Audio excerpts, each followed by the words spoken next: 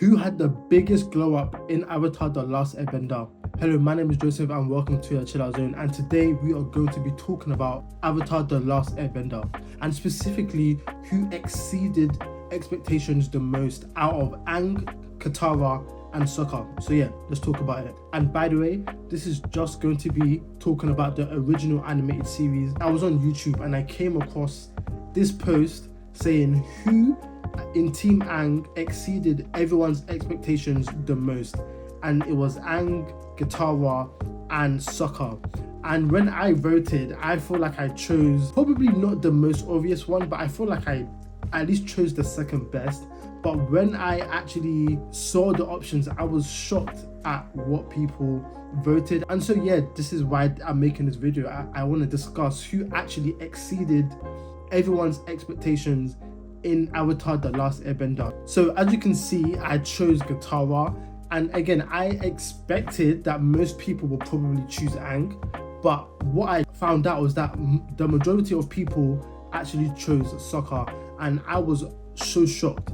Now yes, Sokka is the only one that doesn't know how to airbend, but still that doesn't mean that he didn't grow a lot. So I'm not saying that Sokka was useless. I'm not saying that he didn't contribute to Team Aang. He absolutely did. But if we're being honest, I generally don't feel like he progressed the most in the original series. So also, just to let you know that one, there will be spoilers. So if you haven't watched the original animated series by now, I mean, I don't know what's going on.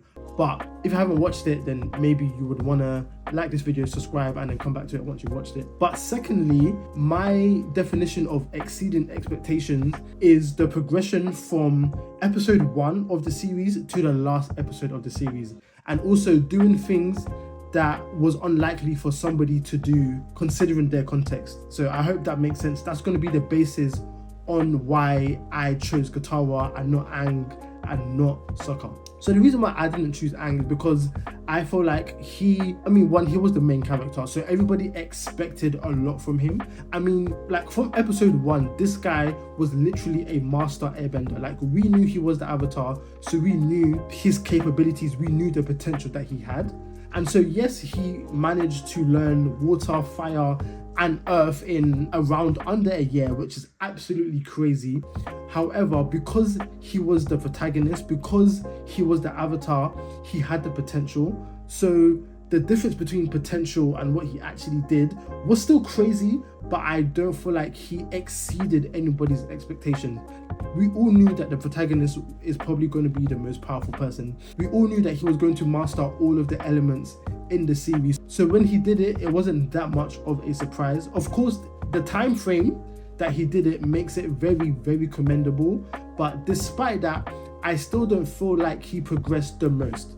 Now again, the most. He absolutely progressed a lot. Like, I'm not underplaying how much this guy started off and how he ended. He had an absolute glow up. This guy progressed a lot, don't get me wrong.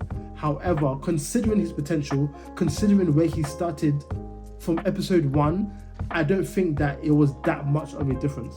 Now, one thing that I will note is that he actually did learn how to energy bend and how to take people's bending away. And I would say that that is probably the biggest reason for why he could potentially be number 1 in this. I personally think he's number 2.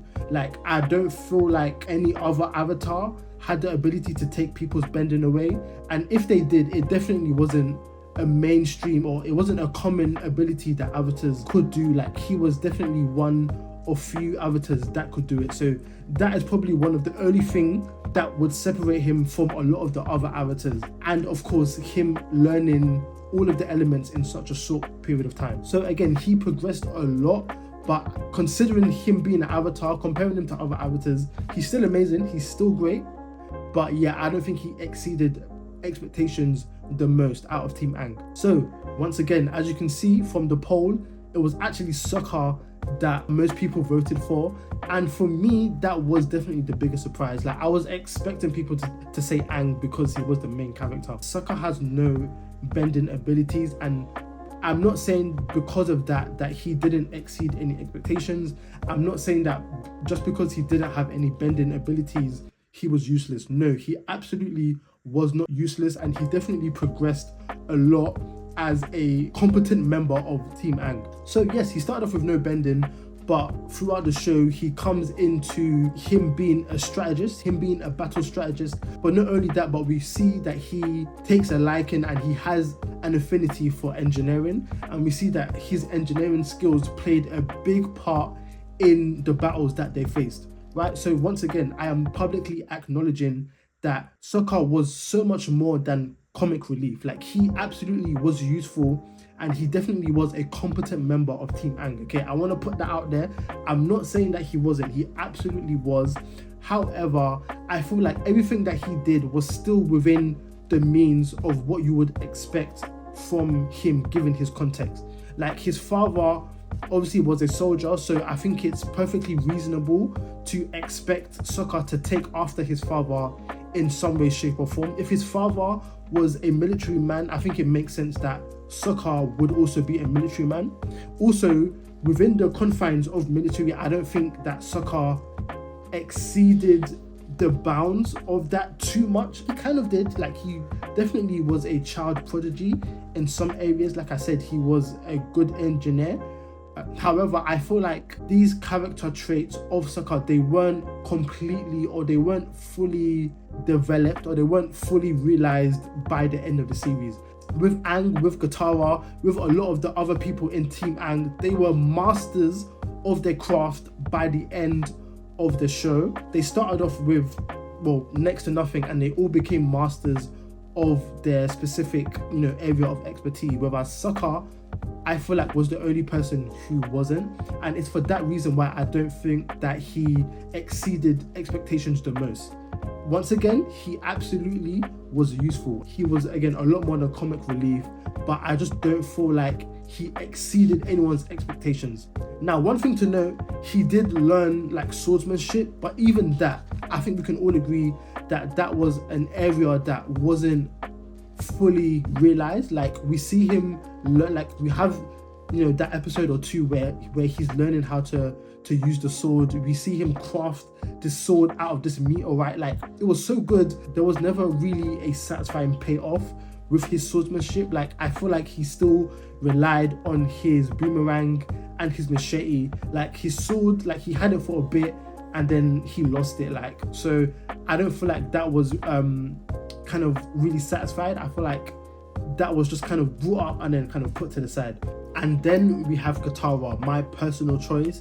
Now, I feel like she makes most sense. I feel like a lot of people may go to the Avatar because he's the main character, he's the Avatar, but I genuinely feel like Katara improves the most. Okay, now let's remember, this girl literally like, yes, she was a waterbender, but she could barely waterbend. Like, she had absolutely no training. She barely was a waterbender. Like, she could barely bend water. Like, it wasn't like she wasn't skilled in the slightest. Okay, now yes, she was a part of Team Aang, but I don't believe anybody expected her to be as good as she was by the end of the series. Like, she, in my personal opinion, is the definition of zero to hero. Okay, Tough, she was already a master earthbender. Zuko was already a master firebender. Well, not a master firebender, but again, he was a prince. Like, he obviously had specialized training, so he was already elite level firebender.